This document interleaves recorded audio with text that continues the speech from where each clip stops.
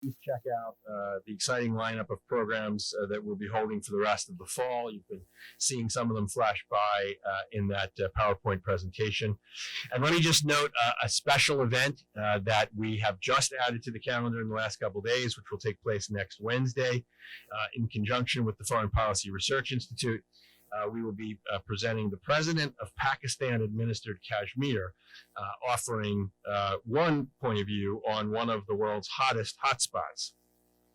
So tonight, our program, as many of you who are loyal World Affairs Council program attendees know, tonight's program is different than our usual, where we have not pre-announced a pre-selected topic.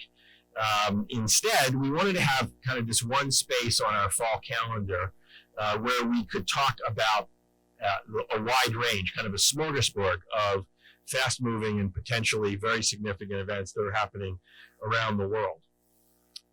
So that's what we're going to do. I'm going to just ask what I hope will be kind of a rapid-fire set of questions about present world events, and we'll have the benefit of our guests' insights and expertise.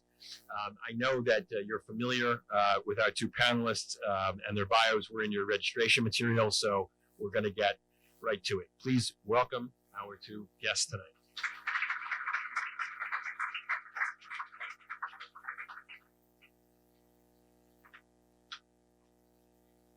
Okay, so we are going to start with Ukraine. What is the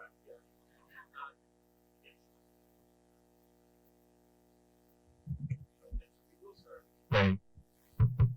But let me try to take it in a slightly different direction, because we want to make this primarily about foreign policy. And so obviously, if either of you want to comment on the impeachment issue, you're more than welcome to, but I'd like not to have that be our sole focus. So there is this underlying foreign policy question behind this issue about Ukraine. And let me kind of pose a thought about it and have you both react. So up until this recent decision to withhold military assistance from Ukraine, the Trump administration had actually been more aggressive in support of the Ukrainian fight against the Russians than the Obama administration had been. A few months ago, that is a low bar. But a few months ago, we, the World Affairs Council, had the opportunity to host the then president of Ukraine, President Poroshenko. And in the conversation I had with him, he said that the anti-tank missiles that had been supplied by the United States during the Trump administration had been decisive in changing the battlefield equation and in helping the Ukrainians defend themselves. That he had asked for those weapons from the Obama administration and had been told, and I'm paraphrasing, but it's a near quote, had been told, we will give you blood products for your wounded and radios, but nothing more. So what's going on right now seems terribly strange, right? That on the one hand, the Trump administration, one could argue, has been more supportive of the Ukrainian military effort, and yet we now have this withholding of aid and all that's come with it. So, what do we think? All right. Well, I just wrote a column. It is. You gotta kind of really hold it. I just wrote a column for tomorrow on The View from Kiev. And The View from Kiev is not one that you're going to hear from President Zelensky, because, as people told me there, he cannot afford to speak out publicly, except in the warmest terms for Trump, because, as the editor of the Kiev Post said to me, we may have to be dealing with Trump for 1 to 5 more years, and we can't afford to alienate him. You know, on the other hand, we don't want to alienate the Democrats either. We have to walk that fine line, and Zelensky's on a tightrope, so he will say nothing but nice words. But we know what is going on, and people, including the editor, but others also said to me, Trump is extremely unpopular in Ukraine. First of all, the military aid is purely a product of congressional pushing, and to some extent of the bureaucracy in state and when there was one at NSC. This is not something that Trump cares about or has eagerly pushed for, and mostly it hasn't been delivered. In fact, the $400 million that was suspended, I mean, that's the whole problem. There has been foot dragging all the way from the White House, and Trump is seen as a man who justifies what Putin did in Ukraine, as someone who has hinted that he accepts the annexation of Crimea, as someone who just urged that Putin be readmitted to the G7, even though he was expelled because of the invasion of Ukraine, and Russia is still meddling extremely in eastern Ukraine, which has basically been severed from the country. So Trump is not seen as a friend of Ukraine. The Congress is seen as a friend, and Ukrainians try to lobby Congress because it is only due to Congress that the military aid was unsuspended. It was not a decision by President Trump. And in fact, the aid was suspended not long before the phone call, the intent being clear, extortion. And had Congress not been on this case, it is not clear that the aid would have been restored before Trump met Zelensky. So I think we have to be clear. That said, I totally agree. Obama dragged his feet. The emphasis in the Obama administration was trying to get the Russians to fulfill their commitments under the Minsk agreement, which basically was more favorable to Russia than to Ukraine over what should be done with the disputed territory in the east that Russia is occupying through proxies. But as Ukrainians have said to me in the past couple of days, Russia has failed even to live up to that agreement, which was unfavorable to Ukraine. So yes, Obama had misplaced faith in a negotiated accord that Putin signed, but the Trump himself is no friend to Ukraine.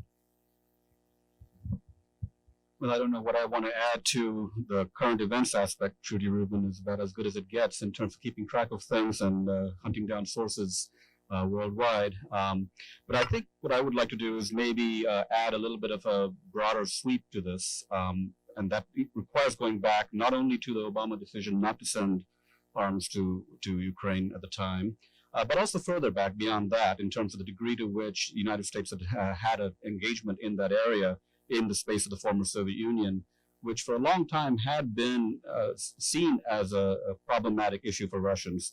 Now, you don't have to be a fan of Russia or a fan of Trump or an opponent of Trump just to recognize the basic issue that for a long period of time, the Russians have been seeing Ukraine and many of the other post-Soviet nations as part of the space. And this goes well beyond Putin. This goes back to Yeltsin's era. This goes back to one of the most fuzzy, warm foreign ministers Russia ever had back in 1994, talking about the specialness of the space. So I don't think these are things that are being made up in the Russian press in terms of the significance of these from their point of view in terms of geopolitics. So when you have someone in major congressional figures from the Senate going to Kiev during the Euromaidan and hugging people that are very actively anti-Russian or supporting an interim government that doesn't include a single member of the Party of Regents after the Party of Regents fled Kiev. These are the things that they would point out. So I'm not suggesting a right-wrong narrative, but I think it's important to kind of keep an eye on what issues were complicated in the past that has kind of caused the kind of involvement of the aggressive involvement of Russia in eastern Ukraine. Now, I do think we're at a potential turning point, and it's not because of what Zelensky feels he can or cannot say about Trump. There's a whole game to be played by all world leaders when it comes to dealing with the United States. It's been true for a long time. We are the big gorilla in the room. We are the sole standing superpower. We have a lot of influence and weight in settling disputes in one direction or another.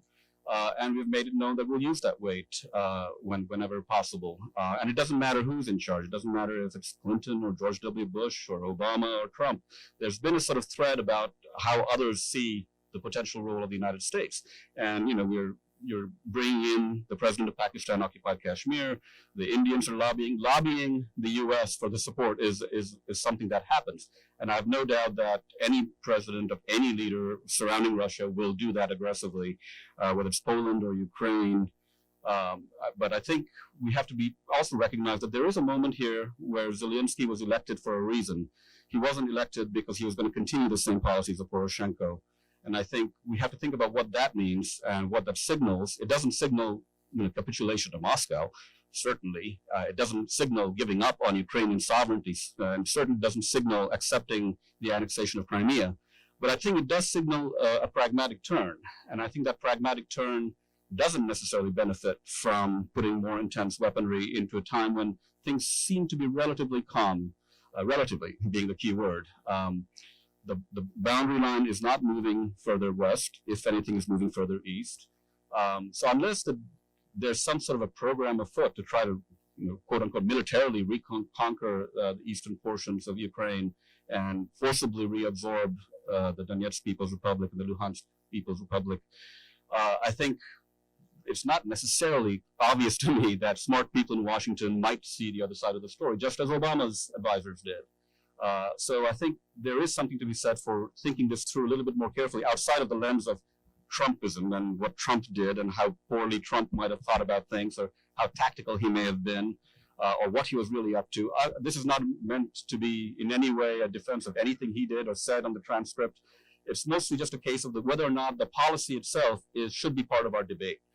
And now it's become, unfortunately, part of our debate only in the context of dealing with Trump and whether he should be impeached. And that worries me a little bit because there's a separate reason to be thinking about whether that policy is the best way to go forward. And that's why I think your question is so important, that we have to keep in mind that Obama was thinking this through as well. And he's a smart guy, had smart people around him. Situation has changed significantly, but it's not like, Ukrainian sovereignty is lost. Ukrainian sovereignty is there. The question really to me is whether or not we'll do anything at all to improve the situation in Ukraine for Ukrainians, ordinary Ukrainians, regardless of what they're reporting and who they're voting for. Their living standards have been plummeting. The GDP of Ukraine today is less than it was in 2010 when Yanukovych was first elected.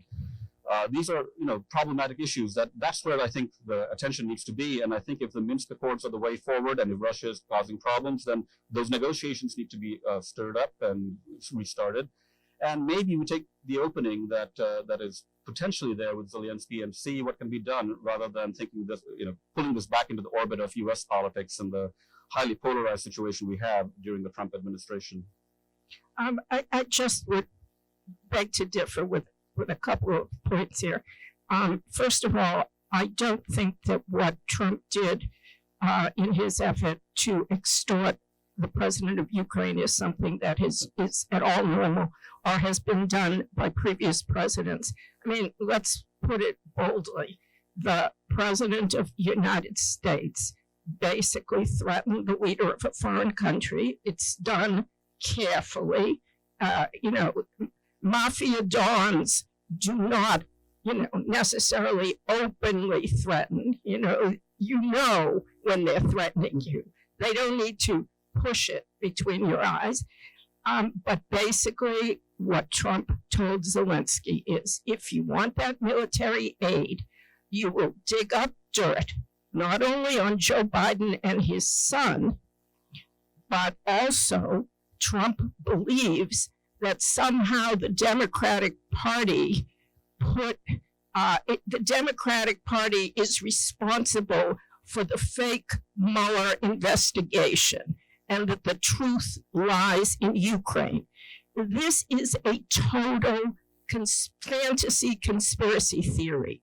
But in the phone call to Zelensky, Trump also, if you know the keywords, asked him to look into that. This is not normal behavior for a president to ask a former leader to intervene in America's election. Now, Trump has done this before. We know it. He asked the Russians to come up with Hillary Clinton's emails. But this is far more direct. That's number one. Number two, when it comes to the question of defensive aid to Ukraine, Trump doesn't give a darn about the broader political issue. However, there is bipartisan support across the board in Congress for this aid. And having lived in Russia, having followed Russia for decades, back to the Soviet days, having been in Ukraine after the Maidan and gone to Donetsk and seen what Russia and its proxies did there. And if there has been death and destruction, it is due to Russia. I think it would be a mistake not to give that aid, because Vladimir Putin's modus operandi is, if you give him an inch, he will push another quarter of an inch and then another half an inch. Putin's original aim was to go much further than sending his proxies to occupy the eastern part of Ukraine.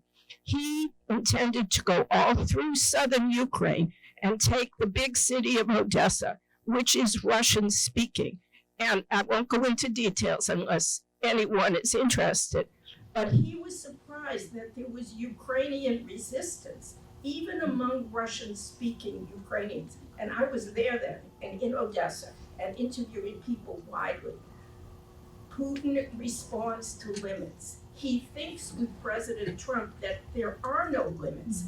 And that is why he is doing nothing on Minsk, which requires him to negotiate with Ukraine over this territory that his proxies are controlling.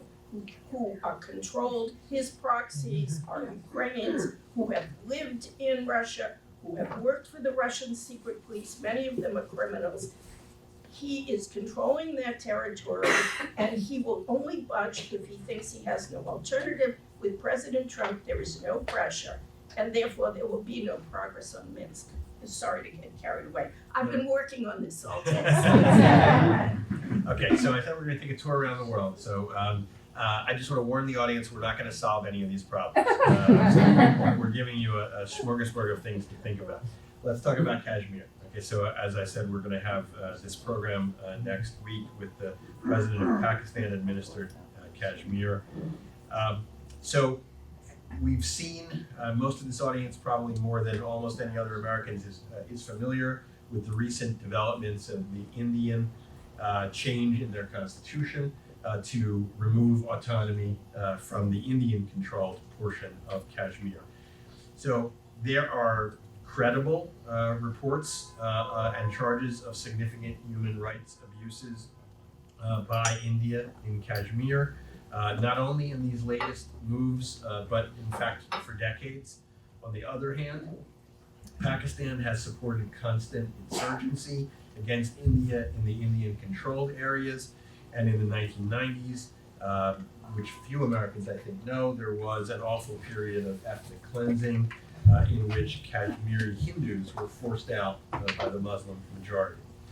So, the United States has a historic alliance with Pakistan that goes back to the Cold War and then into the War on Terror.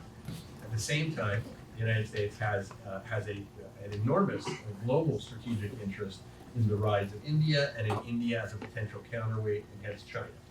Where do we come down? Should we stay out? Should we have a position? If so, what should it be? I don't like that. Yeah. Batteries out? No. Oh, no. Okay, next one's yours to go first.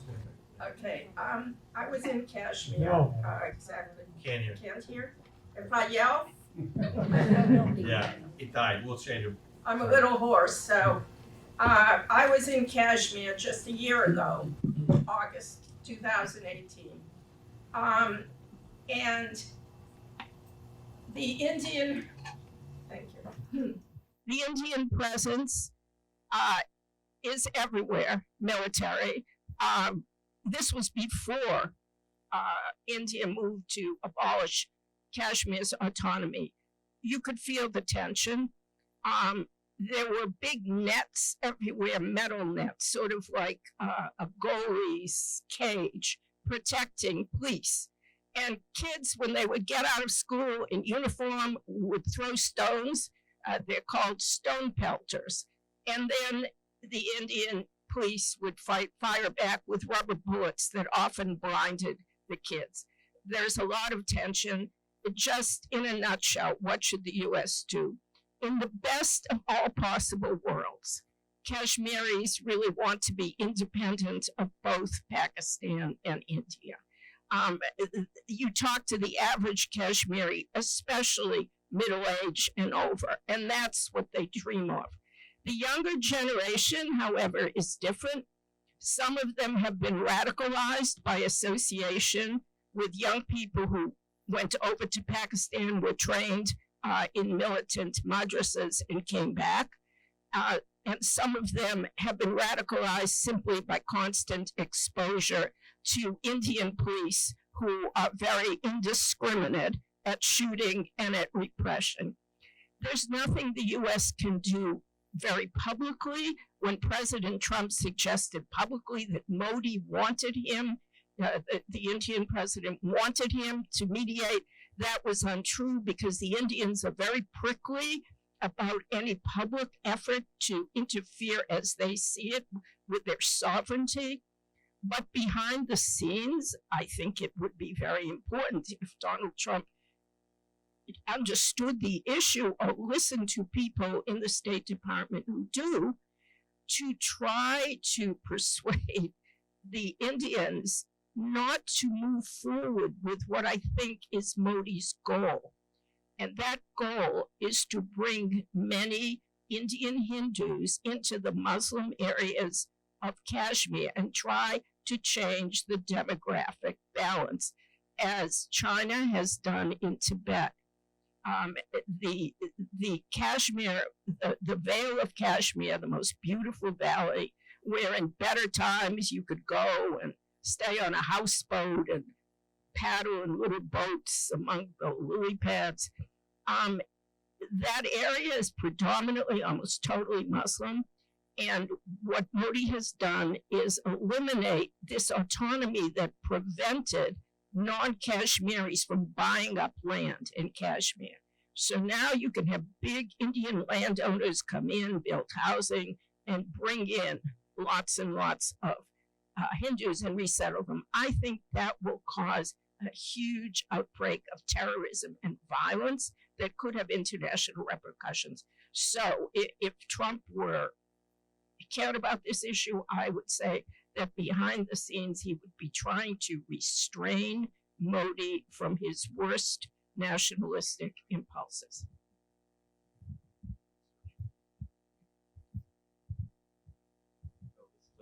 Complicated issue, as was the Russia-Ukraine one, and I will say that reasonable people can disagree, and so on Russia and Ukraine, I think we just have to both recognize that we have reasonable disagreements. I'm not a pro-Trump person. I never voted for Trump, will never vote for Trump. I'm a Democrat.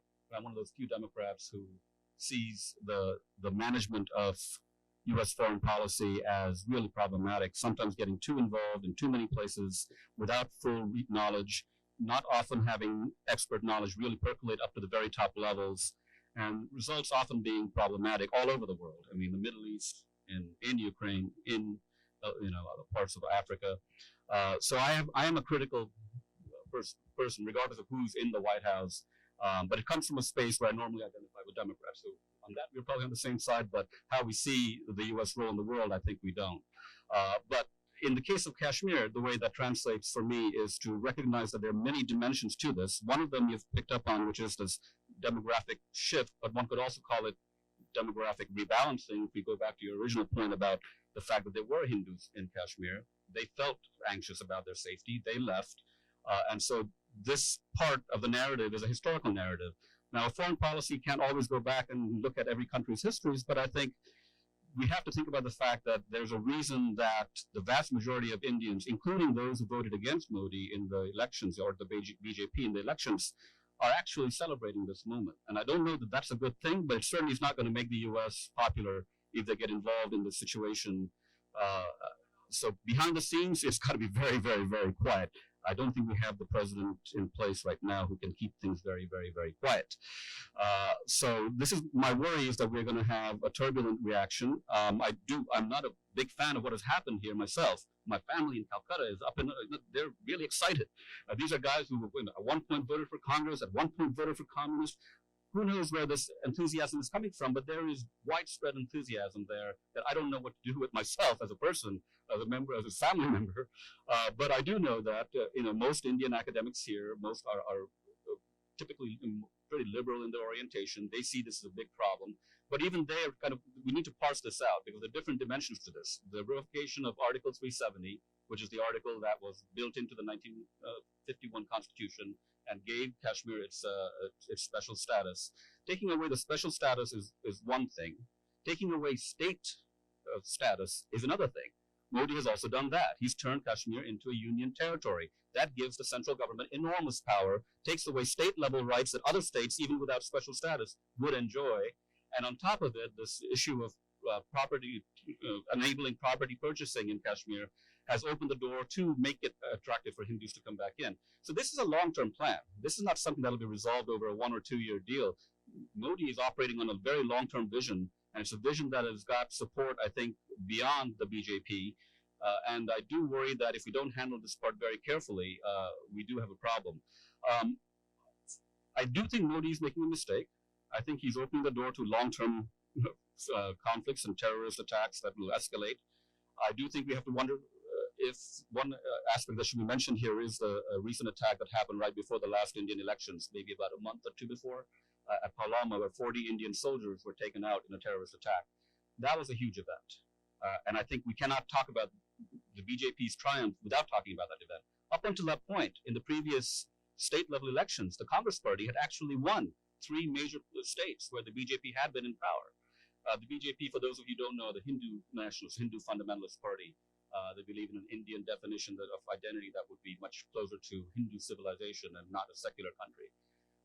But the BJP was not clearly headed for a landslide victory until that terrorist attack happened. And after that attack, it seemed like the BJP was rapidly running away with the elections, which they did, in fact, when the votes were all counted.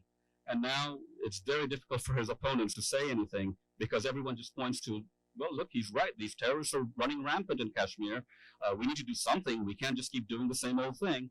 So that narrative actually does speak to a lot of people beyond his main party base. And I worry that if we don't handle this carefully, we are going to alienate, one of the, what we're still calling the world's largest democracy, though I don't know that that applies to Kashmir. The one other plug I will mention is that the Pakistani president is not someone that we should assume represents the military or represents the sort of typical approach Pakistanis have made. My sense of Imran Khan, who maybe it's because I love cricket and he was a former cricket star, superstar, but my reading of it is he's really caught between a rock and a hard place. And this was a chance for Modi to really negotiate a better relationship between India and Pakistan, and he just threw it out completely. So in terms of long-term visions, you want to integrate Kashmir into India, that's a nationalist project, but you also have a neighborly relationship with Pakistan that's been horrible for ever since independence. So why not, try to use this moment? Imran Khan represented an opportunity, just as I think Zelensky represents an opportunity. And I'm a fan of trying to explore those opportunities rather than shutting the door on them. And I think Modi just shut the door on it and put Imran Khan in a very difficult spot where he can't even, he was sounding pragmatic when the conflict happened, when the Indian airstrike happened. Imran Khan handled that very deftly, I thought. That could have exploded. 2 nuclear powers with no time to judge whether a missile is going to land or not, so close to each other. That could have really ended very, very badly. And I think it was a very short-sighted thing that Modi did that is based on a long-term vision of a unified India that incorporates Kashmir on his terms, but leaves open this very, very dangerous area where you can't really construct, tough walls or borders. This is a mountainous region. We're going to have, we're in for a long-term problem here. Okay, we're boarding the Express again. Hong Kong. Are we going to see these protesters win some form of genuine democratic autonomy? Are we going to see another Tiananmen Square? Are we going to see something in between?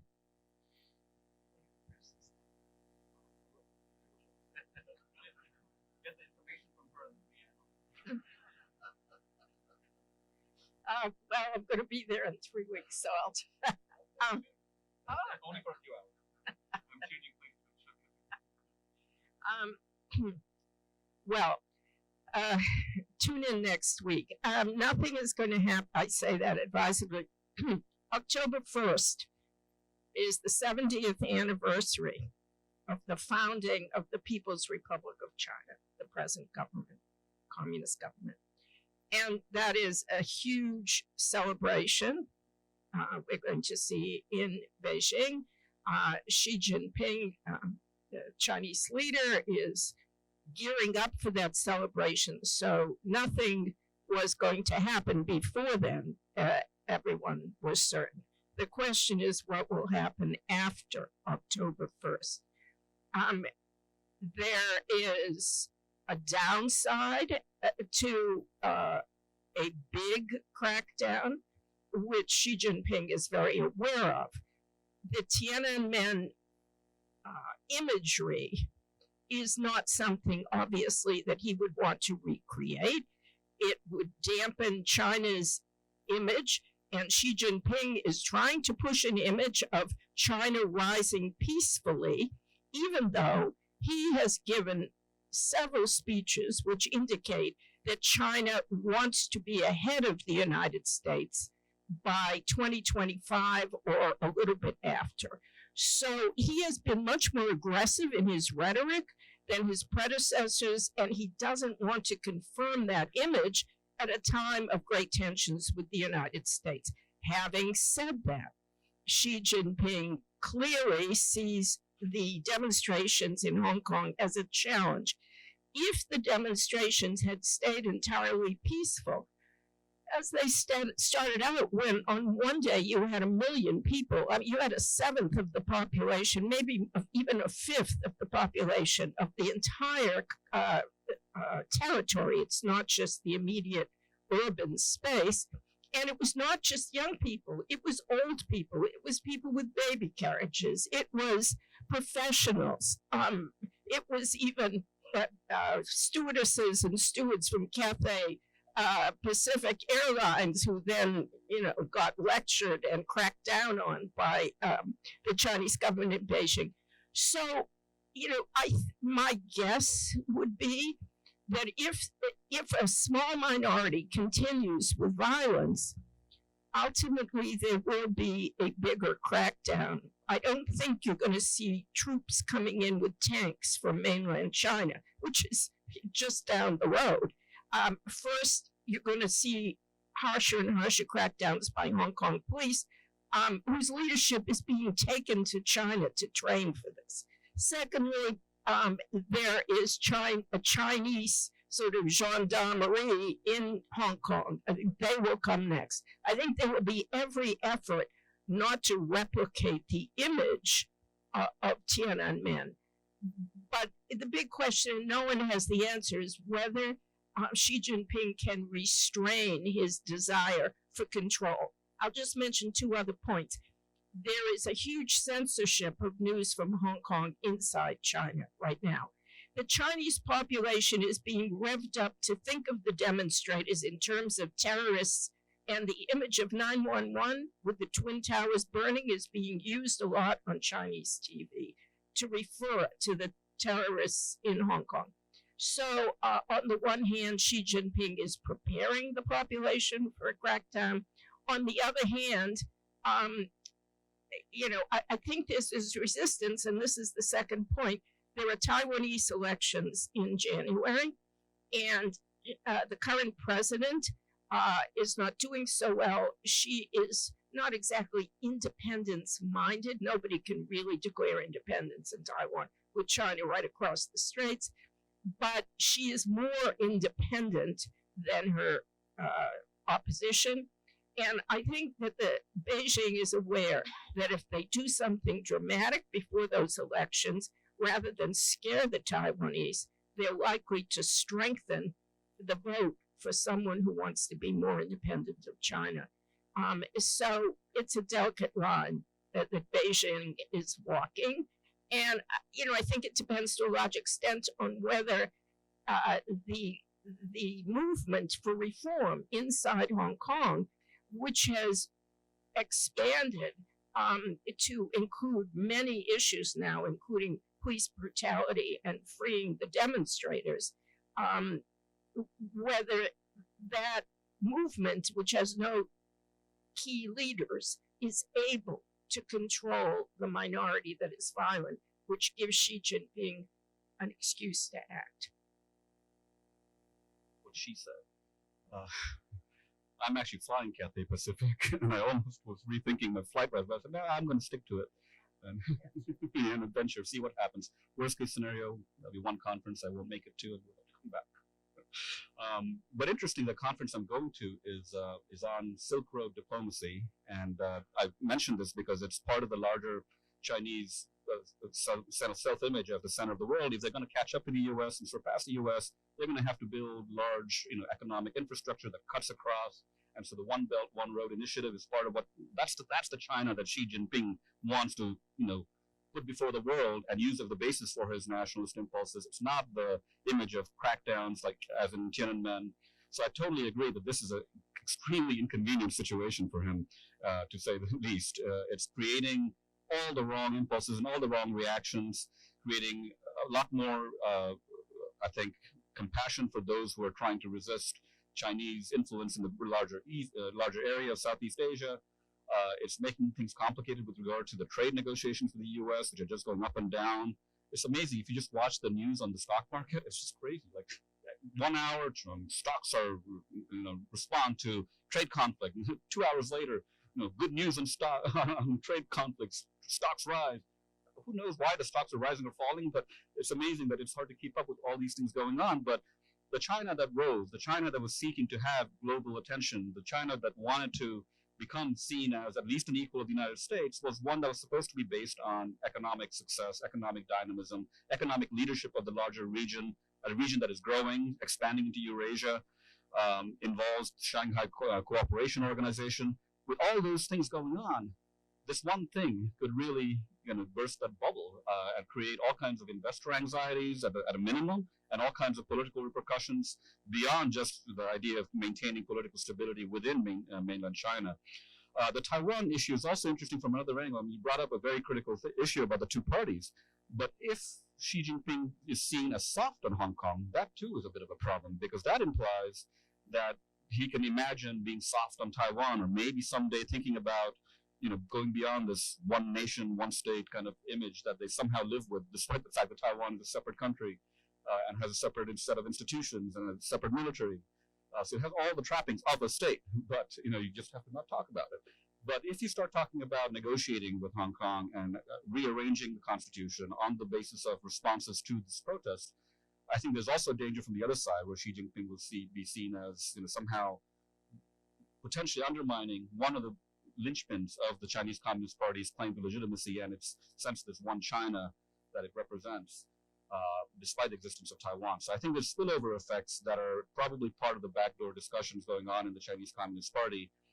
And so as much as we want to see no crackdown, wide open negotiations are also probably very, very unlikely in this scenario. So I think what we're going to see, hopefully, is some type of resolution that will be happening quietly, and maybe at least the violent elements of the protesters will be somehow plucked away from the rest. So that the real issues where, again, the everyday lives of Hong Kong residents can be made a little bit better, can be, somehow put at the front of the agenda. I will say that the overall situation with Hong Kong has always worried me. I mean, it's always been in the back of my mind that this treaty that they signed with Britain when Hong Kong went over from British rule to China always seemed to have this potential, right? I mean, it's always making me uneasy that one day this could actually happen. I didn't predict it, I didn't write about it, but it was always in the back of my mind. For those of you who may not be familiar with what kind of a government Hong Kong has, in 1997, Hong Kong was returned to Chinese sovereignty by the British. British had ruled there for a long time. The Chinese always considered it was theirs. It was taken when they were weak. But the deal was one country, two systems. And for 50 years, Hong Kong was supposed to be able to live with a democratic system, with rule of law, with independent courts, and to be able to elect its own officials. And supposedly, at each election, it would have more ability to choose its elected legislative council and its chief leader. Xi Jinping has started paring away those freedoms of the one country, two systems. There's still 25 years to go.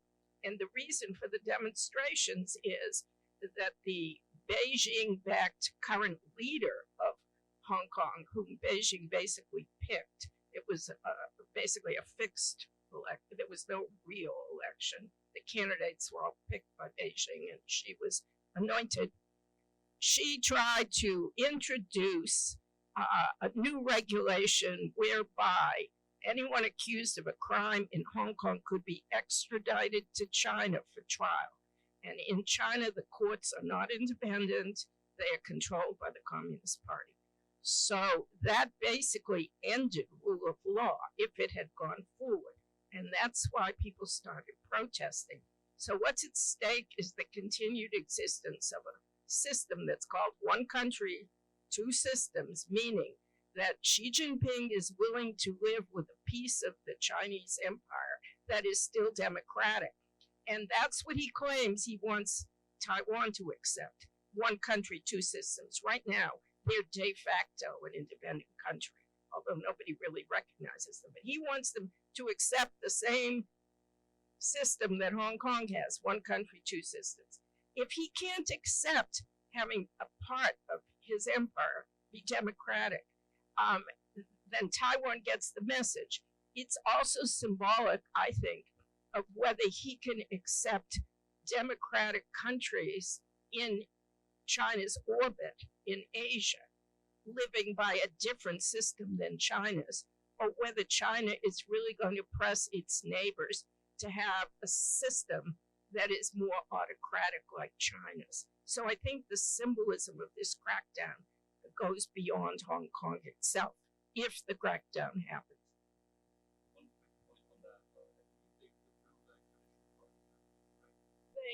Yes, the bill that Carrie Lam, the bill that the chief executive of Hong Kong put forward has been formally withdrawn, which initially she refused to do. If she had done that after the first demonstrations, this would be all over now. Instead, the demonstrators are asking for free elections for the chief executive, that 1,200 people who've been put in jail for demonstrating be let go, and that police brutality be investigated by an independent commission. So the demands have expanded, and I'm sure Xi Jinping's unhappiness has expanded too. So we'll see where the clash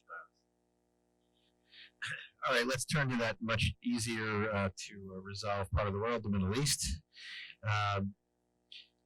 So we have at a minimum a low intensity war going on between Saudi Arabia and Iran, with the chance, obviously, that it escalates into full scale war. So far, it seems that the Trump administration puts the United States squarely on the Saudi side, but also appears that the president doesn't want the United States in a full scale war with Iran. So I ask each of you your thoughts on where this goes. Are we going to see these escalating attacks? Will the Saudis respond against Iranian targets with or without U.S. participation? Where do you think this goes next?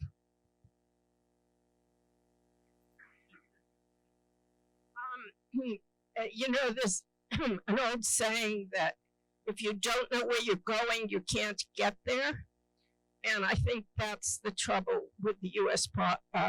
policy, if you can call it that, towards Iran. A couple of things are clear. The United States is unhappy with Iran's former nuclear program or current nuclear program, and the United States is unhappy with Iran's behavior in the region. I'm sympathetic with the latter point, behavior in the region. And the nuclear program was always problematic because Iran's intentions were never fully clear. However, the Trump administration, or Donald Trump himself, clearly does not want to engage in another Mideast war. And believe me, a war with Iran would make the war with Iraq look like child's play. There is no comparison. Iran is a serious country with a serious military, the Revolutionary Guards, people willing to fight to the death, and proxies all over the region. So I'm glad that Donald Trump doesn't want a war with Iran. However, the way U.S. policy has been set up, it's not clear what Donald Trump does want. Secretary of State Mike Pompeo gave a list of 12 demands before the U.S. would talk with Iran.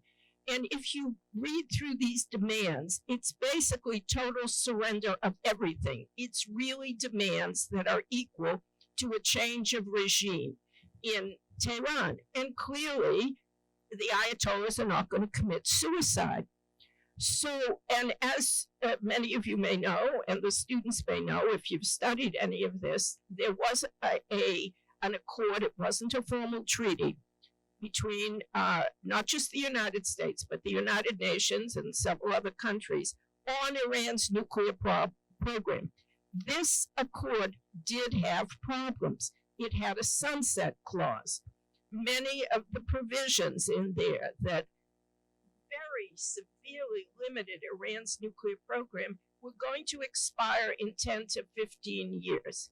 Now, there were some provisions that would last, but there was a legitimate argument that what do you do when those provisions expire? Because then Iran would have legally been able to start churning out fissile material that you could use to make bombs, and they could have done it without any obligation to the global community.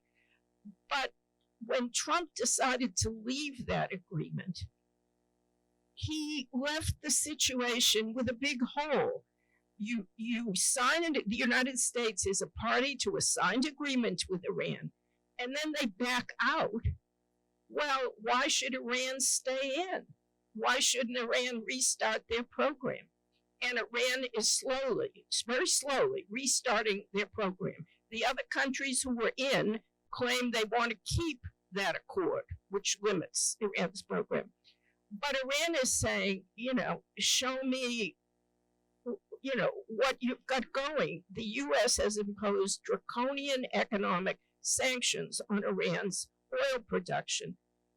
And Iran isn't going to retain its adherence to this accord if it is under these heavier and heavier U.S. sanctions. So the question is, what are the sanctions aiming for? If Trump wants to press Iran back to the negotiating table, there has to be a clear agenda, an agenda that says, okay, Iran, you have to halt your missile program. You have to extend the life of your nuclear program. You can't be arming proxies in the region or attacking Saudi Arabia. But unless there's concrete objectives that are plausible, clearly Iran is not going to sign on. And simply put, the Trump administration has not put forward a logical, plausible program that Iran might be pressed to come to the table and discuss. And that puts us in a situation where Iran is going to push back. You have an attack on Saudi oil fields, and this could lead to a war that nobody, and I mean nobody, wants. The Iranians don't want it, the Saudis don't want it, and the Trump certainly doesn't want it. Not a whole lot to disagree with there, but I think it's worth thinking about. When we think about who has Trump been most loyal to during his presidency in terms of foreign countries, we always assumed it was Russia. But if you think about the concrete steps that have been taken, and this is not by Congress, but by Trump, he's trying his best to block Nord Stream 2. He's pulled out of the INF treaty. Those things are, whether we say they're anti-Russian or not, it at least leaves the issue a little bit murky. The two countries that seem to be steadfastly loyal, and that Trump is steadfastly loyal to, seem to be Israel and Saudi Arabia. The image that I can't get out of my head is that big orb that had the Saudi king Netanyahu and Trump kind of like holding. I don't know if you remember that from the news of the year two ago.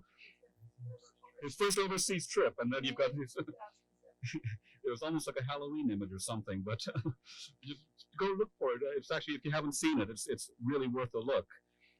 And that's a relationship that has, on both of those counts, has been very steady. The U.S. moved its embassy to Jerusalem. And in this regard, I think keeping Israel's relationship with the Arab Middle East in mind, it's worth thinking about the fact that Netanyahu is the person who's just been asked to form the first government after that last election that he called, even though his party did not win the most seats. It was one short.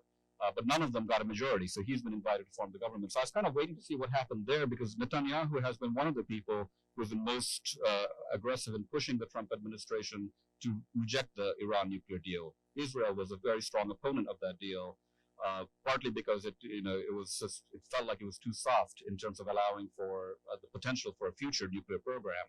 I think there's definitely a strong camp in both the U.S. and Israel that wanted to just see the regime be, as hampered as possible, creating the conditions for regime change, keeping in mind the 2009 protests by the Greens in the streets of Tehran. But the Iranian president currently in play is not Ahmadinejad, it's Rouhani. And when Rouhani first came to power, he was characterized as a moderate. And it's really in the context of repeatedly watching the U.S. kind of walk away from deals that he's become more and more intense. Certainly the first few years, the signals being sent were that of pragmatism from Iran. And I think once again, there's an opening that just got shut. And the possibilities for kind of figuring out a longer term peace in the region, I think, got undermined. Of course, Iran is not, sitting around doing nothing. They've been involved in Syria. They're very involved in Yemen. But guess what? So is Saudi Arabia. These are proxy wars going on all over the Middle East. And so this is a very complicated spiral. And of course, war with Iran is not even, maybe Iran can't hit us. They can hit a lot of people around and cause huge damage, especially if you think about the oil consequences, the people's consequences. I should say that in reverse order, just in terms of the sheer degree of bloodshed that would follow any kind of war involving either Saudi Arabia or Iran or both. And I think everything must be done to stop that. Now, what happened with the drone attack? It's tricky to know, right? We don't. What is probably didn't happen is the Iranians officially said, we are going to strike these oil fields. What probably did have to happen is that they gave high-tech technology to groups they can't control, but that they're allied with. Maybe they engineered this. Maybe they simply let things happen. In that sense, you can say they're responsible, what the degree is, but there is a step back from that. So far, the damage was contained. We don't have, maybe economically some other arrangement can be made to sort of deal with pacifying the situation. But using this as a trigger for an all-out war seems like we are unnecessarily escalating the level of violence, the death and destruction that would follow, when there might still be a way out. But I think a lot depends on how the Israeli government also acts now. And I think Netanyahu is going to also be a little bit hampered because he's going to have to rule in coalition. And one of the parties of the coalition would be the Arab Israeli list or something. There won't be in his coalition, right? So it'll be interesting to see how he handles that coalition. So, next couple of weeks should be very, very interesting on that front. But I wouldn't predict war on that.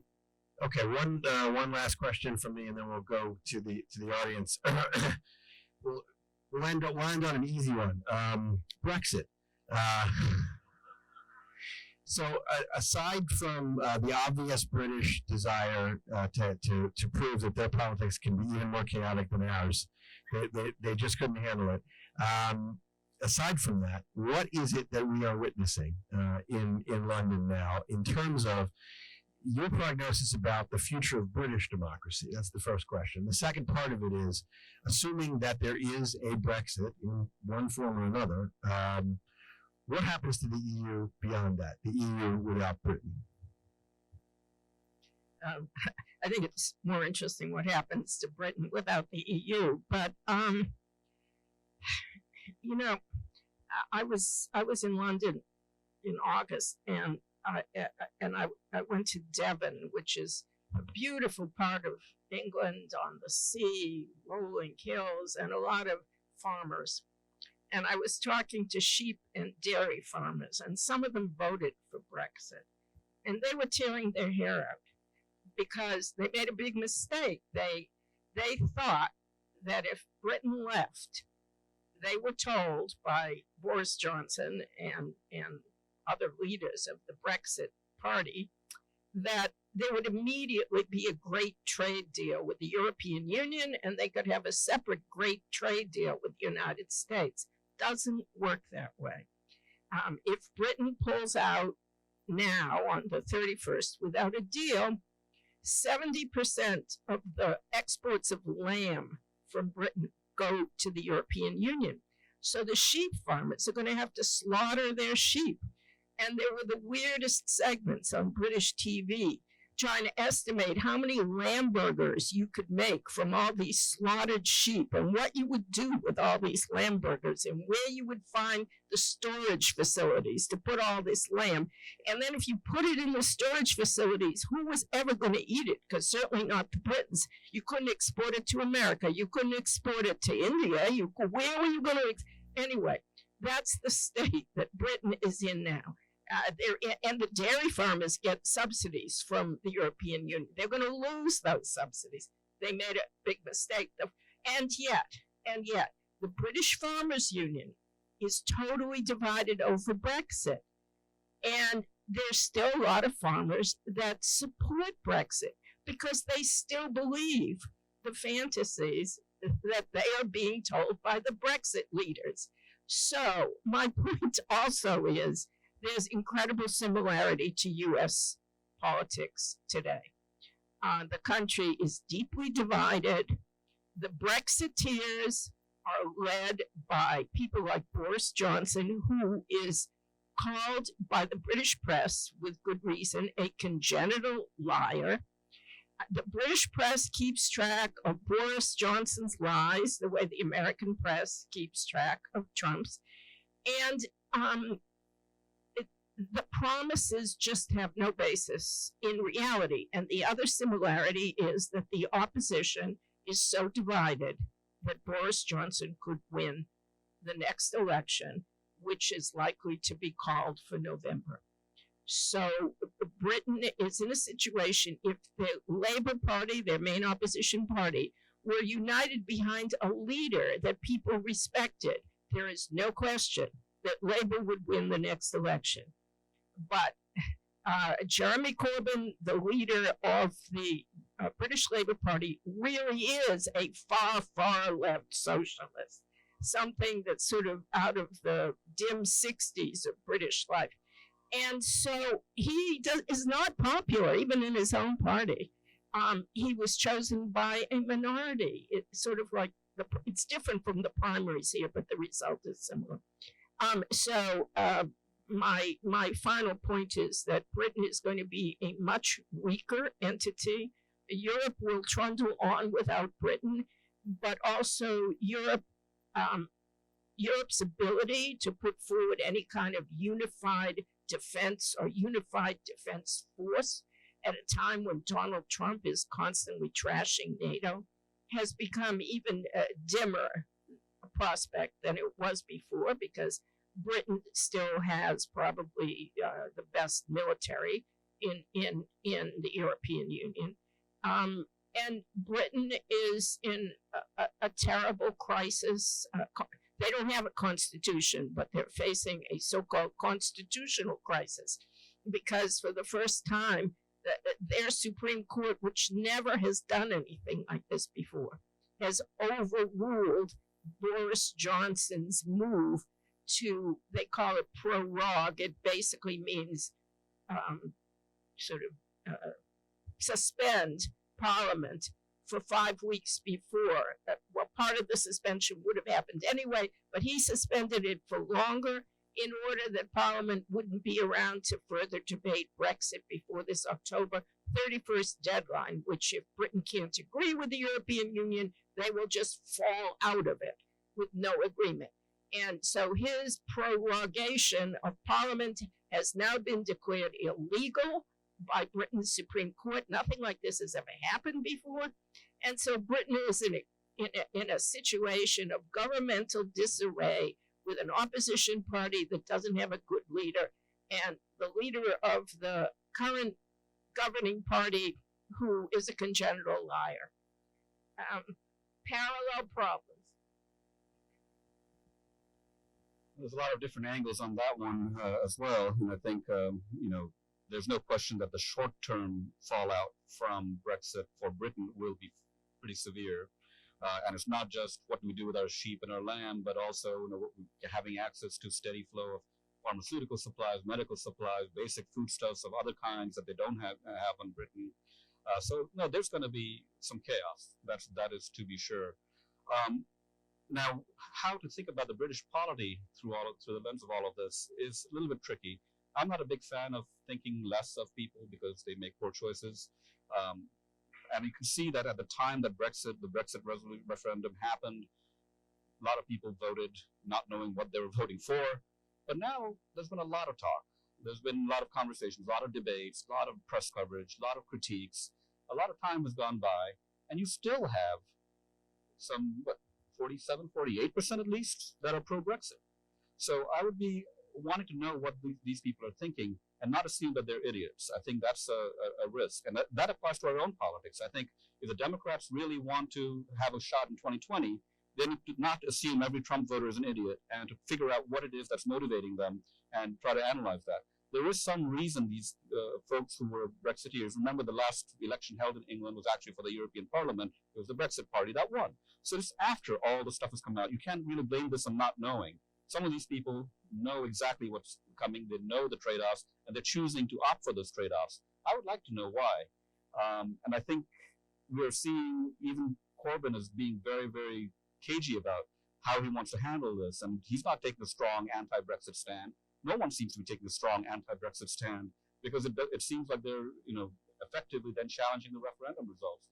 I think a new referendum would be a good idea. It would actually allow people to then really get down and vote, and maybe 47 or 48% voting for Brexit would give us exactly what we need to avoid this, because that's not a majority. And then we can figure out what it is that's troubling that 47, 48%, and find ways to remedy that problem.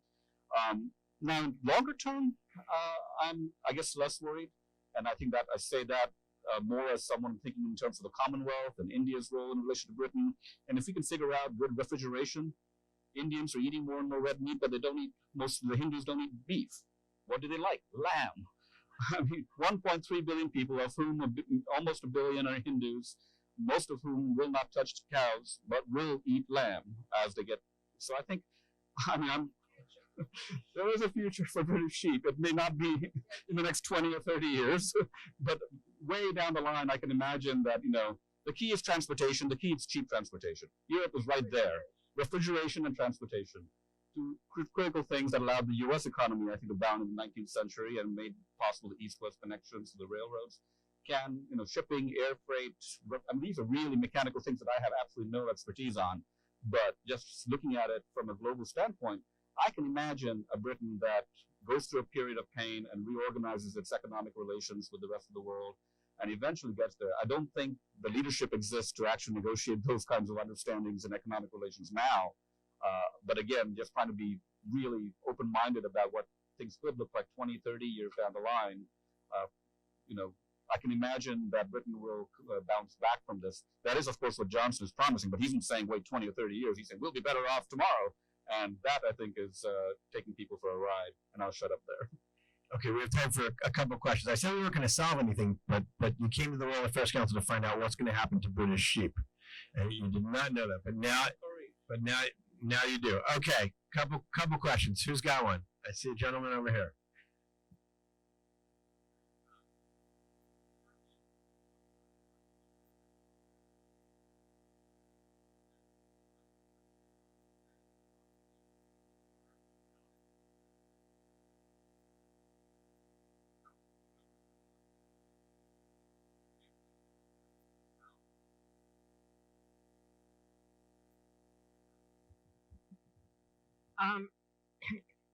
Even apart from the fact that the Trump administration doesn't believe in expertise and has basically dismantled it, I don't think there's an easy answer. And honestly, I don't think even if there were a sophisticated foreign affairs expert in the White House, they would have figured out how to handle that problem, because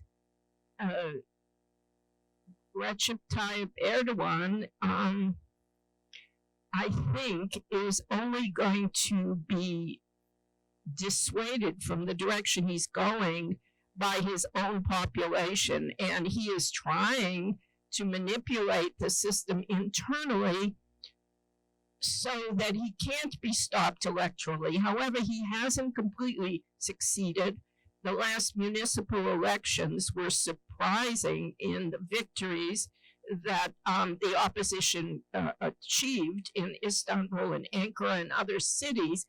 And even though Erdogan tried hard to fix the election in Istanbul, which is obviously the most important city, he couldn't do it without having to do it so blatantly that it would have besmirched his reputation.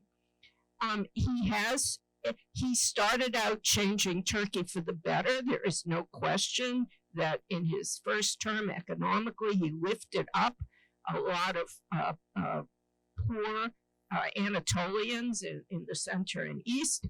He had a lot of support at that time, even from the Kurds, because he was engaged in negotiations with the historic leader of the Kurdish resistance, who's in jail, Mr. Öcalan. And then he reversed course because seemingly his real goal was Islamicization. He's changed the universities, he's changed the schools curriculum. But Turkey is a country divided. I mean, Eastern Turkey looks west, and I'm sorry, Western Turkey looks west, Eastern Turkey looks east. He is trying to orient the country eastward. And I honestly don't know how this is going to come out because, as you recognized, he's done a key arms deal with the Russians for defensive missiles. And it's very hard for a country that's in NATO to be looking in two directions for its weapon systems, because, of course, the NATO powers suspect that this will give the Russians some intelligence entry into NATO weapon systems. And I'm not sure how you juggle it. And obviously, he would like to be president for life. So I think the real question will be whether the Turkish opposition is able to translate its victories into winning in a national election. Because the healthiest thing for Turkey would be for the opposition to come in, which isn't a perfect solution. The opposition is not eager to negotiate with the Kurds either, and that's a very important item to keep Turkey stable and also to keep Syria stable. But I think it would be the healthiest thing for Turkey's relationship to the world to have a two-party system that worked, or even a three-party, but an opposition that could win the and short of that, I don't know how NATO and the West are going to square the circle of a Turkish leader who has shown that he doesn't want it to be democratic. And we still don't know the full story of what happened in the coup attempt against him. But we know that he used it to imprison tens of thousands of people who were not connected with the coup. This is one of these situations where I think internal dynamics in Turkey are going to have more impact than what the West can do. You said a lot there that I don't need to go on for too long beyond that, but a couple of points to just sort of think about the larger patterns that we're seeing. Turkey is not an isolated case. If you look into Eastern Europe, you've got Orban in Hungary, you've got the Polish elites, you've got the BJP in India, I just mentioned, you've got Putin in Russia. It does feel, and Bolsonaro elected in Brazil, it does feel like we've got to think about these global trends and try to think again, ask that analytic question, what is going on that accounts for this wave? In the early 2000s, there was a wave of leftist victories or left of center victories by wherever there were elections. And it seemed, the Congress won in India, you got the Workers' Party in Brazil. So something was going on in the early 2000s. And then suddenly, by the time you get into 2015 or so, you've got this wave. And where you have dictators, the dictators have moved more in the right-wing direction. So it feels like there's a global story here that is unfolding that has to do with the relationship between Western liberalism and non-Western state builders, non-Western nation states that have, we initially signed on with globalization in the 1990s. Free trade was rising everywhere. Everyone was signing on to economic liberalization. The narrative of, global discourse, of global homogenization was taking off, and social media, information technologies was part of that story. But by the early 2000s, I think the voting poor started to become part of the story, and the voting poor were initially signing up with, I would say, leftist populists, and having run aground there, they turned to the right-wing populists. I think the story there is about generic populism and frustrated populations that are rewarding leaders that make promises, sometimes false leaders, sometimes false promises, but this dynamic of trying to tap into the frustrations of the poor. The left did it, I think, a little bit more effectively early, and now the right has been doing it rather extremely effectively in so many countries, in so many different civilizations. So I think the Turkey story there's a Turkey story to be told, and there's a Turkey as part of a larger sort of Eurasian, non-Western, or inter-civilizational kind of country that is, again, as you said, pulling east and west. Having said all of that, the one thing I'm really hoping to see during my lifetime is a country where the western part is pulled to the east and the eastern part is pulled to the west. Love to see how that plays out.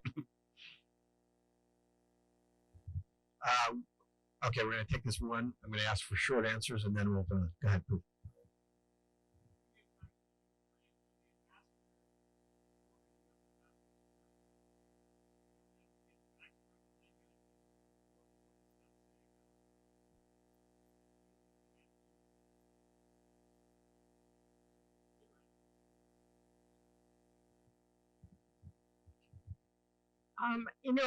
I've talked to people here who are experts on Ukraine who know her well, and I've talked to people there. And the story that I have heard, which has the ring of truth to me, is that she was an absolute professional, and as was the U.S. policy, she was supportive of those forces in Ukraine that were anti-corruption. Rudy Giuliani has been running around on the Ukraine issue and visiting and attempting to visit Kiev, and has made contact with basically the corrupt side, the more corrupt side of the Ukrainian spectrum, including a couple of prosecutors who were pushed out. One of them is the one that Trump keeps referring to, although he doesn't know his name, and claims that Biden pushed him out because he was trying to prosecute the company that Joe Biden's son was on the board of. This story, the only part of that story that's true is that Joe Biden's son was on the board of that company, which probably wasn't good for optics.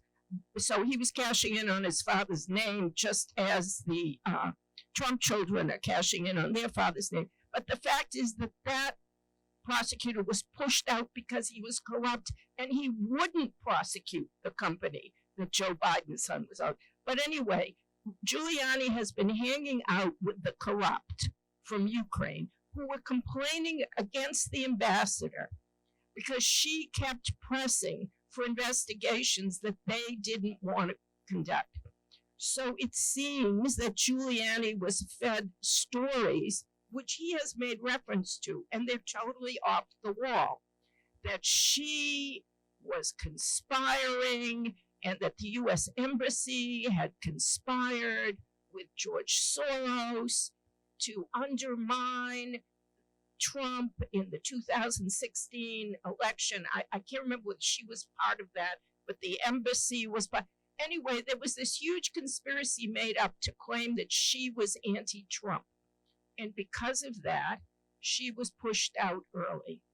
And there is a lot of unhappiness amongst people who know her, amongst Ukraine experts, among people in Ukraine who have turned to the embassy to keep standing up against corruption, even as Trump has been making these outrageous claims, and his minion Giuliani has been hanging out or supporting people who were considered by reformers in Ukraine to be part of the problem, a big part of the problem. And she was hanging out with the reformers. So I mean, there's more iterations, but that's the bottom line. I'll just have two quick points. One concerns the comment you made as part of your question, which is the morale of the State Department. I can't imagine the State Department in this current environment. I mean, expertise is thinned out, access to just filling out various spots, the embassy staff are shrinking. So I think, and no one has any kind of security in terms of, despite the fact that they're professional, lifelong bureaucrats, passed the foreign service exam 30, 40 years ago, have tons of experience, and now feel like they're basically just on a ping-pong game being pushed around. So I think from that point of view, the most important thing about this presidency right now is to see what impact it has on institutions. And it's not just Trump. I think it's Trump and his opponents. Everyone is kind of like just trying to get through this moment, but doing a lot of things that I feel are worrisome about the health of all of our political institutions, including the foreign policy ones. And our State Department definitely is going to need a serious overhaul after what's been going on. The second thing I want to say, though, is that I think we have to be careful about dividing the world into viva the corrupt people, viva the reformers. And I think we've been doing that for entirely too long, often getting it wrong, finding out too late.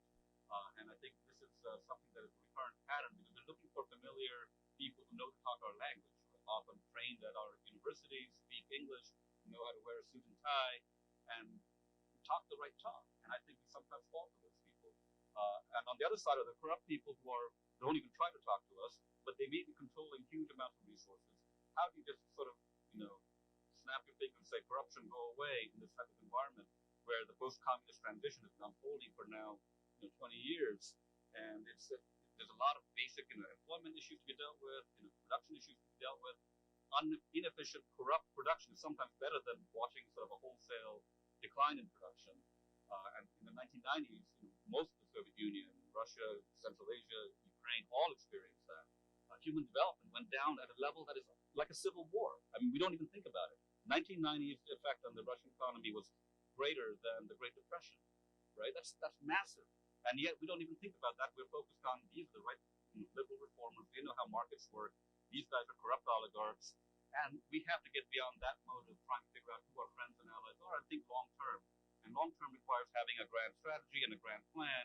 I don't think U.S. foreign policy has had either of those since the Cold War. We figured out how to deal with the Cold War and manage our relation with the Soviet Union. But once that Cold War ended, I think we've been kind of like throwing darts and just trying to figure out our way here and there. And every time we have a change in administration, there's a new sort of a new agenda, a new set of issues. And we have failed to come up with the sort of strategy, the grand strategy that I think we were able to come up with during the Cold War. We need a post-Cold War grand strategy, and one that's not just about regime change everywhere, because that will just spark conflicts left and right. I just have to add something to that. I mean, this is what is going on in Ukraine in the last presidential election. The only issue, the biggest issue among Ukrainians, and it has nothing to do with imitating America or trying to follow America's lead, was corruption. Because what Ukraine and other ex-Soviet states inherited was a Soviet system that is all corruption. It's not the kind of small graft that greases the wheel that maybe makes a government run.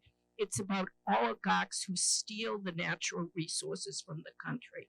And the prosecutor, whom Trump keeps praising and just did in the transcript of the phone call with the president of Ukraine as a good man, was outrageously corrupt and refused to prosecute outrageously corrupt companies. And the reason Ukraine cannot get foreign investment it needs is because the corruption is so huge and so out of hand. And the current president ran on a platform of fighting corruption. So corruption is not just something that the U.S. is pushing on Ukraine.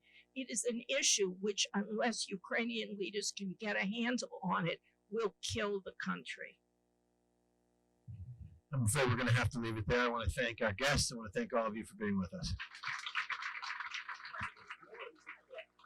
No, but I would really